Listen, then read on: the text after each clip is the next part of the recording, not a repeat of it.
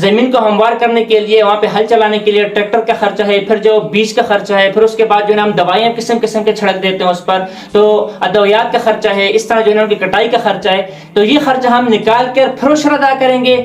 یا اس سے پہلے ہی عشر ادا کریں گے، اس کے بعد اس خرچ کو ہٹایا جائے گا؟ یاد رکھیں آپ کے زمینوں کے متعلق کہ وہ 10واں حصہ ہے یا وہ 20واں حصہ ہے، وہ پہلے ادا کر دیا جائے گا، اس کے بعد آپ اپنے فصل میں سے جو آپ نے خرچ وغیرہ کیا ہو اس کا حساب بعد میں کیا جائے گا۔ یعنی کہ پہلے آپ خرچ کا حساب نہیں نکالیں گے، پہلے آپ کل پیداوار میں سے عشر ادا کریں گے، اس کے بعد آپ خرچ وغیرہ جو بوائی کا ہے یا بیج کا ہے یا ادویات کا ہے اس خرچے کا حساب کتاب آپ جو آپ کے پاس اپنی فصل رہ جائے گی اس میں سے حساب کتاب کریں گے۔ غریبوں کا حصہ اس حساب کتاب سے پہلے ادا کر دیا جائے گا۔ ہاں البتہ کچھ لوگ یہ کہتے ہیں کہ ہم اپنی زمینوں سے ڈائریکٹ وہ پیداوار تو غریبوں کو نہیں دیتے، بلکہ ہم ٹماٹر یا آلو یا جو بھی سبزی یا گندم وغیرہ ہو وہ منڈی تک لے جا کے ہم منڈی میں اچھے داموں ان کو فروخت کرتے ہیں، اور فروخت کے بعد جو ہمارے پاس رقم آتی ہے اس میں سے ہم عشر نکالتے ہیں، تو یہ طریقہ بھی جائز ہے۔ البتہ اس طریقے میں جیسا ہم نے پہلے بتایا کہ فصل کی زمین کی ہمواری سے لے کر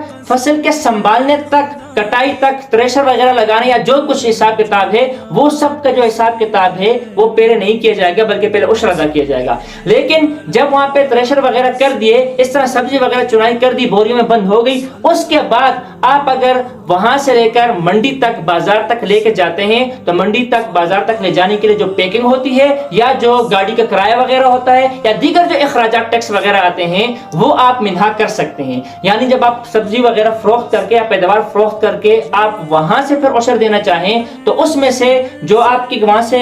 گھر سے یا جو آپ کی زمینیں ہیں وہاں سے فصل اٹھانے سے لے کر جو منڈی تک جانے کے لیے جو درمیان میں اخراجات آتے ہیں وہ اخراجات منہا کر دیں، ان کو جدا کر دیں، ان کو مائنس کر دیں، اس کے بعد جو پیسے آپ کے پاس بچیں اس میں سے آپ ان کا عشر ادا کریں گے۔ البتہ جو زمینیں ہموار کرنے سے لے کر فصل کی کٹائی تک جو اخراجات ہوتے ہیں وہ جدا نہیں کیے جاتے، بلکہ اس سے پہلے آپ عشر ادا کریں گے، اس کے بعد ان کو جدا کریں گے۔